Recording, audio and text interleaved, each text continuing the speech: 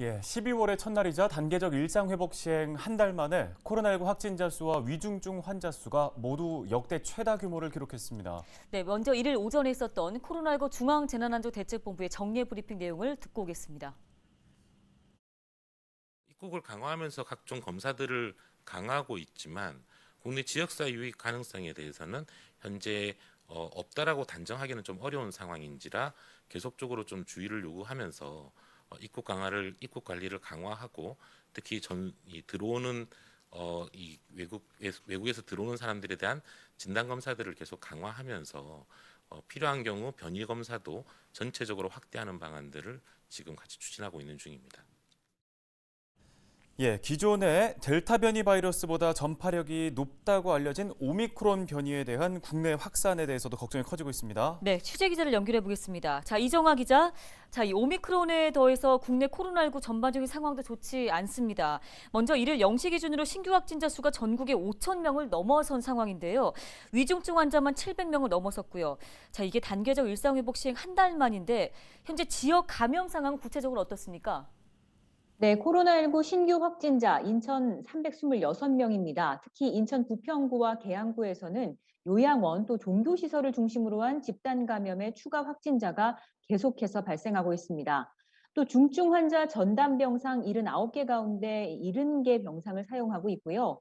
준중 환자 병상은 23개 가운데 단 1개만 남은 상황으로 가동률 95.7%를 보이고 있습니다. 경기도는 1,582명이 양성 판정을 받았고 이 가운데 부천은 120명, 김포는 61명입니다. 경기도 중증 환자 병상은 290개 가운데 255개가 사용 중으로 가동률은 87.9%입니다. 네, 지금 이 오미크론 변이 외신 내용들을 좀 보면 기존의 백신을 무력화한다, 또 효과가 없다, 이런 전문가들 견해도 잇따라 나오고 있습니다. 우려가 그만큼 커지고 있는 상황인데요. 그런데 현재 시점에서는 방역 수칙을 개인이 잘 지키고 또 백신 접종을 하는 것만이 유일한 대책 아니겠습니까? 지자체마다 지금 2차 백신 접종률은 많이 높아져 있는 상태인 거잖아요. 네, 이미 3차 접종의 의무화가 발표된 가운데 지역별로 2차 접종까지 순조롭게 이어지고 있는 모습입니다. 현재까지 인천은 80%, 부천은 82%, 김포는 78%가 2차 접종을 완료한 것으로 집계됐습니다. 예, 지금 이야기한 것처럼 정부가 3차 접종 의무화를 발표한 상황에서 자, 지역의 추가 접종은 지금 어떻게 이루어지고 있습니까? 네, 정부에서 3차 접종, 이른바 부스터샷 의무화를 강조하면서 지자체도 추가 접종 속도를 높여나갈 전망입니다.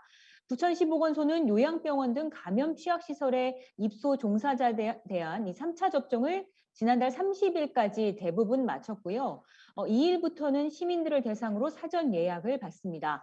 대상은 18살부터 59살까지 시민과 또 군인, 경찰, 보육 등 우선 접종 직업군의 접종을 기존 권장 기간인 5개월에서 최대 한 달까지 앞당겨서 4개월 내에 진행하도록 할 방침입니다. 김포는 일부 시민들을 대상으로 한 사전 예약 이미 지난 29일부터 시작을 했고요. 2일부터는 좀 더 확대해서 자녀 백신도 예약이 가능하도록 할 예정입니다. 인천 역시 상황 비슷합니다. 면역 저하자와 요양병원 종사자, 고위험군 등의 추가 접종이 이어지고 있고 또 이달부터는 사회 필수 인력을 포함한 일반 시민에도 3차 접종을 시작할 예정입니다. 또 인천과 부천은 그동안 지자체별 센터를 중심으로 이루어졌던 접종을 이제 마무리하고 앞으로 3차 접종부터는 지정 위탁 의료기관에서 맞습니다. 다만 김포는 당초 지난달까지만 접종센터를 운영하려던 계획을 수정해서 오는 24일까지는 연장 운영할 예정입니다. 지금까지 보도국에서 전해드렸습니다. 네, 지금까지 보도국 이정아 기자 연결해서 경기와 인천 지역의 코로나19 상황 짚어봤습니다.